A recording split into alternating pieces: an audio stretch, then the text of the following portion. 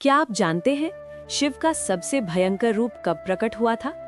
जब सती ने यज्ञाग्नि में प्राण त्यागे, तब महादेव ने संसार को नष्ट कर देने वाला रुद्र तांडव किया। ये कथा केवल देवताओं की नहीं, प्रेम, अहंकार और त्याग की भी है। दक्ष प्रजापति की सबसे छोटी पुत्री सती सौंदर्य और भक्ति की प्रतिमूर्ति थी। वो आदि शक्ति का अवतार थी, पूर्णता स्वयं। परंतु उनका मन बचपन से ही एक ही नाम में रमा था, महादेव। जब पिता दक्ष ने उनके लिए अनेक वर चुने, सती ने सभी को ठुकरा दिया। अंततः जब उन्होंने कहा कि वो शिव से विवाह करना चाहती हैं, तो दक्ष क्रोध से जल उठे।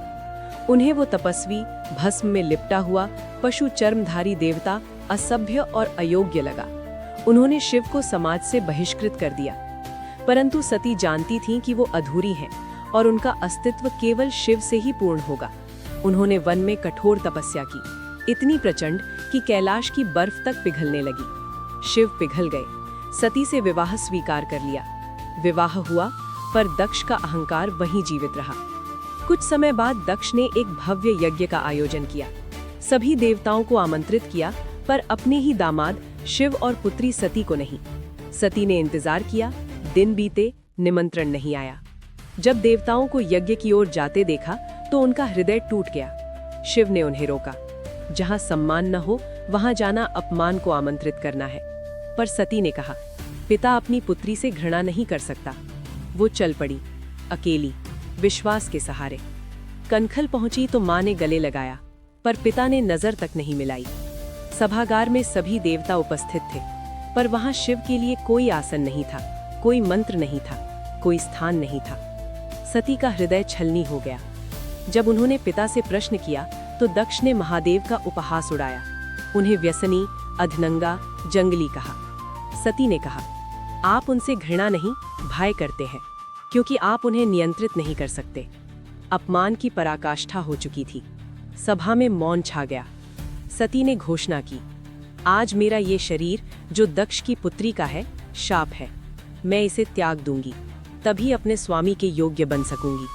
और वो यज्ञाग्नि में कूद पड़ी। क्षण भर में पृथ्वी कांप उठी, दिशाएं काली हो गईं। उसी समय शिव ने ये दृश्य देखा। वे चीत्कार उठे, वे क्रोध और शोक का ज्वालामुखी बन गए। अपने जटाओं से एक लठ तोड़कर पृथ्वी पर पटकी। वहां से उत्पन्न हुआ वीरभद्र, 1000 भुजाओं वाला भयानक योद्धा। आज्ञा मिली, दक्ष का यज्ञ नष्ट कर दो। वीरभद्र ने यज्ञ स्थल नष्ट भ्रष्ट कर दिया। देवता भागने लगे, अग्नि में रक्त बहने लगा।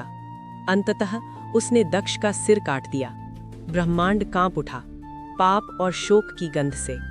जब सब शांत हुआ, देवता शिव के चरणों में पहुंचे, क्षमा मांगी। शिव ने करुणा दिखाई और दक्ष को जीवन लौटाया, परंतु मेढ़े के सिर के साथ। नंदी का वचन सत्य हुआ। जिसने शिव को पशु कहा था, वो स्वयं पशु का रूप पा गया। फिर भी त्रासदी समाप्त नहीं हुई थी।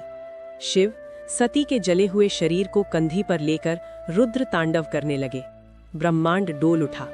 विष्णु ने देखा, शिव का शोक ही सृष्टि के विनाश का कारण बन जाएगा। उन्होंने सुदर्शन चक्र छोड़ा और सती के शरीर को 51 टुकड़ों में विभाजित कर दिया। जहां जहां वे गिरे, वहां शक्तिपीठ बने।